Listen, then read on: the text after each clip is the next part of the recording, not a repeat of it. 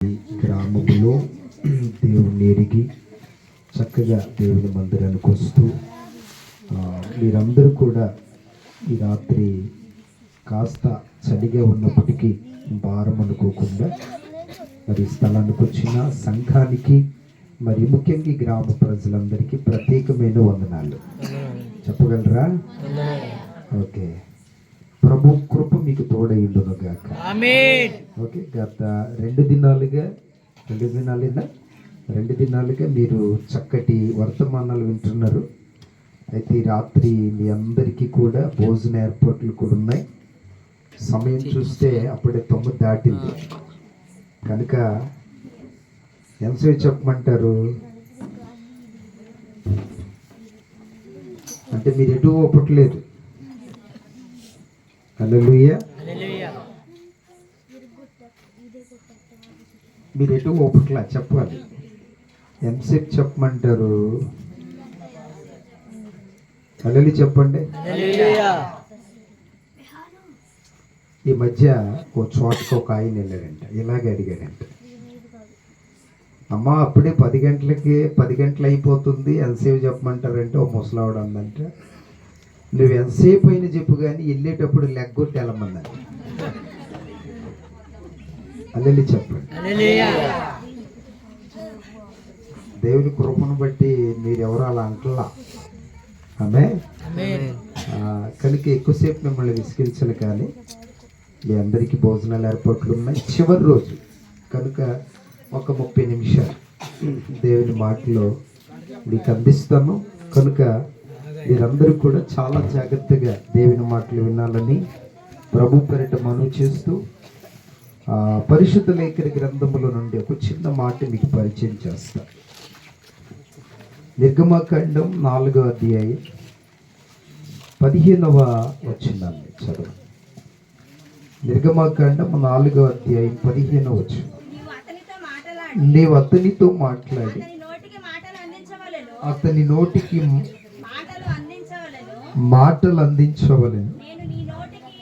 నేను నీ నోటికి అతని నోటికి తోడయుండి మీరు చేయవలసిన దానిని. చాలు, చిన్న ప్రార్థన చేద్దాం, తరలి ఉంచండి. మహాపరిశుద్ధుడు అయిన తండ్రి, నీ ఘనమైన ఉన్నతమైన శ్రేష్టమైన నామాన్ని బట్టి కోట్లాది వందనాలు తెలియజేస్తున్నాం దేవా. మరి రాత్రి మా ప్రియులు ఆత్మీయ కుమారుడు రవి పాస్టర్ గారు ఈ ప్రాంతంలో మీరు నీ బిడ్డను ఎన్నుకొని చేస్తున్న పరిచర్య, జరిగిస్తున్న పరిచర్యని బట్టి నీకు వందనాలు ప్రభువా.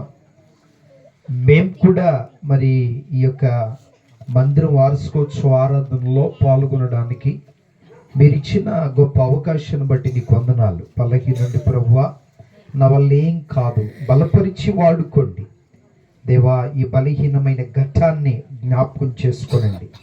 నీ దాసుడను ప్రభువా, మాట్లాడలేని వాడును. ఒక్కసారి నన్ను మరుగు చేసి ఇక్కడ ఆటంకపరచాలను చూస్తున్న ప్రతి అవరోధమని కాడిని బంధించమని యేసునామమున అడిగి వేడుకొనుచున్నాము తండ్రి, ఆమేన్. చేతులతో ఒకసారి గంభీరంగా స్తోత్రం చెప్తామండి. హల్లెలూయా. కొంచెం గట్టి చెప్పండి, హల్లెలూయా. మరి ముఖ్యంగా నా కుటుంబం తరపున, మా పరిచర్యల తరపున మీ అందరికీ హ్యాపీ క్రిస్మస్. పక్కన వాళ్ళకి కూడా చెప్పండి హ్యాపీ క్రిస్మస్. అరే మరి అంత సీరియస్గా చెప్పుకుంటారు, మాట్లాడుకొని నవ్వుతూ చెప్పండి. సెకండ్ ఇచ్చి ఓకే. అమ్మ ఆ పాప దేవుడు మాట్లాడరా? మాట్లాడుకోండి, ఒకరికొకరు మాట్లాడుకోండి. ఓకే. ప్రభు కృప మీ అందరికీ నీ తోడయుండును గాక. ఇక వినాలి. ఈ మందిరం వార్షికోత్సవ ఆరాధన గత సంవత్సరం కూడా నేను వచ్చాను. ఎన్ని సంవత్సరాలు అనేది 3 సంవత్సరాలు పూర్తి చేసుకొని 4లో మీరందరూ అడుగు పెట్టారు. దేవుని కృపను బట్టి నేను వచ్చిన గత సంవత్సరం కంటే ఈ సంవత్సరం ఈ మందిరం అంతా మరి దేవుని బిడ్డలతో నింపబడింది. హల్లెలూయా. చాలా సంతోషకరం. ఇందాక బ్రదర్స్ చాలా అద్భుతమైన వర్షిప్ చేశారు. వారు వర్షిప్ చేస్తున్నప్పుడు ప్రభు ప్రసన్నతని ఇక్కడ చూడగలిగాను, దేవుని సన్నిధిని ఇక్కడ అనుభవించగలిగాను. వర్షిప్ అయిన తర్వాత వస్తానులే నాన్నని నేను బయట కూర్చున్నాను. అయినా ఆ బిడ్డలిద్దరు, ఆ సేవకులిద్దరూ కలిసి మరి వర్షిప్ చేస్తున్నప్పుడు దేవుని యొక్క సన్నిధి ఈ స్థలంలో మరింత బలముగా మీ మధ్యలోనికి దిగి వచ్చింది. హల్లెలూయా. కనుక మరి ఈ 3 పూర్తయి 4లో మీరందరూ కూడా అడుగు పెట్టేశారు. దేవుని కృపను బట్టి ప్రభు దగ్గర ఒక తీర్మానం కలిగి మీరు ప్రార్థించండి. దేవుడు మీ పట్ల ఘనకార్యాలు చేయునుగాక. హల్లెలూయా. ఓకే, మొదటి రోజు ఏ వర్తమానం విన్నారు? అదిగో మీరేదో ఒకటి మాట్లాడమని చెప్పినా నేను. అమ్మా, ఎలీషా గురించి. అది ఏమి విన్నారు?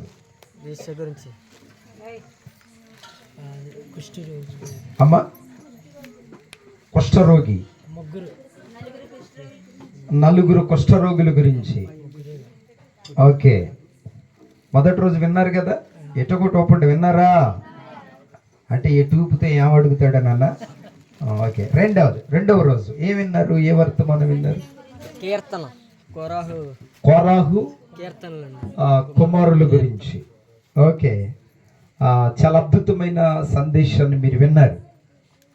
ఆ 2 వర్తమానాల ద్వారా దేవుడు మిమ్మల్ని ఇంకా ఆధ్యాత్మికంగా బలపరచునుగాక. హల్లెలూయా. ఎక్కడ 2-3 కూడి ఉంటే వారి మధ్యలో ఉంటాన్నారు ఆయన. ఎక్కడుంటే అక్కడికి దేవుడు తన ప్రజల మధ్యలోనికి దిగి వస్తారు. ఎందుకు వస్తున్నావు దేవుని మందిరానికంటే? ఇక్కడికి వచ్చి మనుషులను కలుసుకోవడానికి కాదు, లేదా ఇక్కడికి వచ్చి బ్రదర్ బాగున్నావా, సిస్టర్ బాగున్నావా అని పలకరించుకోవడానికి కాదు. ఇది దేవుని మందిరం, ఇది దేవుడు నివసించే స్థలం. ప్రజలు దేవుని సన్నిధిని, దేవుని యొక్క ప్రసన్నతను వాళ్ళందరూ కూడా కన్నులారా చూచి వారందరూ సంతృప్తి పడే స్థలం. అసలు ప్రజలు దేవుని మందిరానికి ఎందుకు వస్తారు, ఎందుకు రావాలి అంటే, దేవుని బిడ్డలారా, ఇక్కడ దేవుని సన్నిధి నివసిస్తుంది కనుక ప్రజలందరూ కూడా ఎందుకు వస్తున్నారంటే ఇక్కడికి దేవునిని కలుసుకోవడానికి వస్తూ ఉన్నారు. చేతులెత్తి స్తోత్రం చెప్పండి. ఇది ఎవరు కలుసుకునే స్థలం? మాట్లాడాలి కొంచెం గట్టిగా. ఎవరు కలుసుకునే స్థలం? దేవుణ్ణి కలుసుకునే స్థలం. ఆమేన్ చెప్పండి. కొంచెం హుషారుగా ఆమేన్ చెప్పండి. ఎవరిని కలుసుకుంటున్నాం ఇక్కడ? ఓకే, మనమందరం ఆయన కలుసుకుంటున్నాం ఇక్కడ. దేవుని మాట అగ్ని వంటిది కాదా, బండలను బద్దల కొట్టు సుత్య వంటిది కాదా అంటారు. ప్రభు మాట్లాడితే ముయ్యబడిన గర్భాలు తెరవబడతాయి. హన్నా ఒక రోజున మందిరానికి పోయింది.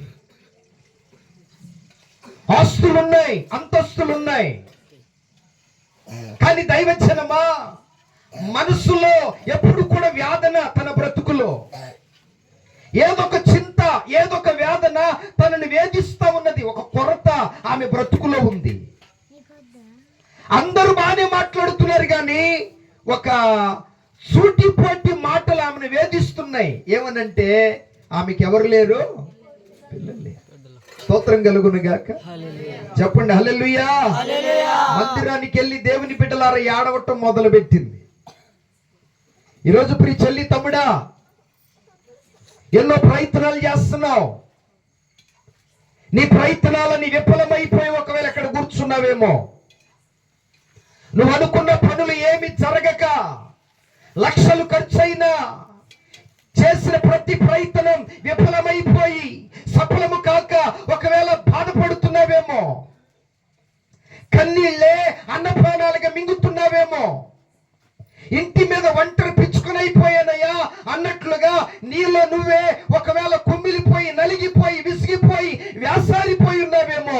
ఈ మందిరం వార్షికోత్సవ రోజున నీకు ఒక శుభవార్త. ఏంటా శుభవార్త అంటే, దేవుని మందిరానికి వెళ్ళి హన్న తన మీద ఉన్నటువంటి నిందను పోగొట్టుకుంది. హల్లెలూయా చెప్పండి. ఈ రోజు నమ్మి విశ్వసించి మీరు ఇక్కడి నుంచి వెళ్ళండి. ఏ ఏ పనులైతే మీరు ప్రారంభించి అవి సాగక ఆగిపోయి ఉన్నాయో, నీ వ్యవసాయ విషయంలోనైనా, దేవుని బిడ్డ నీ ఇంటి విషయంలోనైనా, ఎన్నో ఇంటర్వ్యూలకి వెళ్తున్నావు, చదువుకున్నావు కానీ జాబు లేదేమో, లక్షలు ఖర్చు పెడుతున్నావు కానీ ప్రతిఫలము లేదేమో, ఎన్నో ప్రయత్నాలు చేస్తున్నావు అవి విఫలమైపోతున్నాయేమో. ఈ రాత్రి ఒక ప్రత్యేకమైన కోణంలో ప్రభు చెప్తున్నారు. ఈ మందిర వార్షికోత్సవం రోజున మీ ఒడి నిండా ఈ మాటలు పట్టుకొని వెళ్ళండి. నా ప్రభు ఈ సంవత్సరంలోనే, రాబోతున్న దినాల్లోనే నిశ్చయముగా ముయ్యబడిన ద్వారాలు తెరవబోతున్నాడు నీ ఇంటిలో. చప్పలు కొడుతూ ఒకసారి ప్రభుని కనపరుచండి గట్టిగా గట్టిగా గట్టిగా గట్టిగా గట్టిగా గట్టిగా. దేవునికి మహిమ కలుగునుగాక.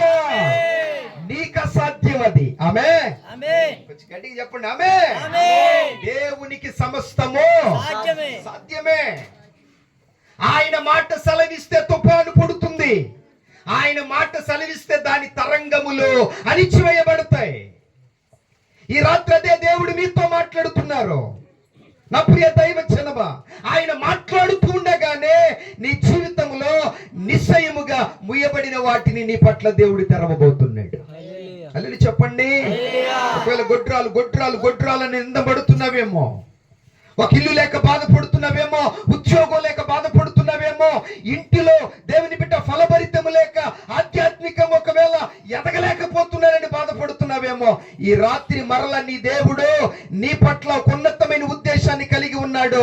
ఆయన ఉద్దేశాలన్నీ ఈ రాత్రి మీకు బోధించి పంపించబోతున్నాడు. స్తోత్రం కలుగునుగాక. చెప్పండి కొంచెం గట్టిగా హల్లెలూయా. కొద్దిగా చెప్తామా హల్లెలూయా. అసాధ్యమైనది ఏమున్నది, అసాధ్యమైనది, అసాధ్యమైనది,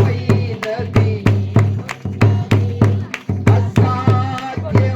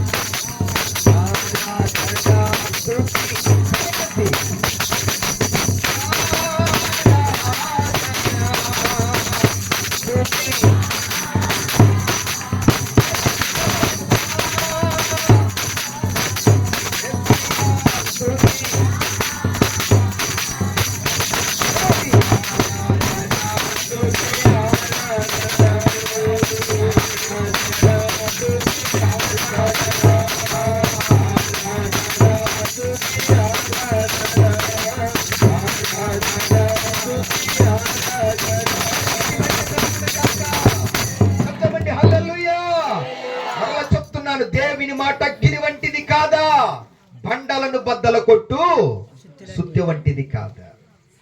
పాస్టర్ గారు ఈ మధ్య కాలంలో మమ్మల్ని కలుసుకోవడానికి వచ్చారు. మీరు కూడా ఒక్కొక్కసారి మీ బంధువుల ఇంటికి వెళతారు, మీ బంధువులను కలుసుకోవడానికి.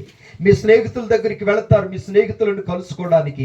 ఈ రాత్రి మీరు ఎక్కడికి వచ్చారో తెలుసా? దేవుణ్ణి కలుసుకోవడానికి వచ్చారు. హల్లెలూయా. ఈ రాత్రి నేను ప్రకటించే దేవుడు సుచరిత్ర కలిగిన వాడు. నిశ్చయముగా నీ చరిత్ర మార్చబోతున్నాడు. చప్పల కొడుతూ ఒకసారి ప్రభుని కనపరచండి. దేవునికి మహిమ కలుగునుగాక. అందుకే దేవుణ్ణి కలుసుకునే స్థలం. రెండో మాట కూడా నేను మీకు పరిచయం చేస్తాను. ఏంటంటే ఇది దేవుని ఆరాధించే స్థలం. ఆమేన్. ముసలావిడ నిద్రపోతుంది. పాస్టర్ గారు, ముసలమ్మ ఎందుకు నిద్రపోతున్నావు అంటే, ఆ సీరియస్ గా గుడ్ల గూబలాగా చూసి ఎక్కడ కూడా నిద్రపోనివా నన్ను అన్నాడు. ఎవరినే అంటే ఎందుకు వస్తారు మందిరానికి? నిద్రపోటానిక? ఇటగొట్టండి అమ్మా, అల్లే చెప్పండి అమ్మ. నా మాట వినపడుతుందా? నేను కనపడుతున్నానా? ఓకే, అల్లే చెప్పండి అమ్మా. ఎవరిని కలుసుకోవడానికి వస్తాం మందిరానికి? దేవుణ్ణి కలుసుకోవడానికి వస్తాం.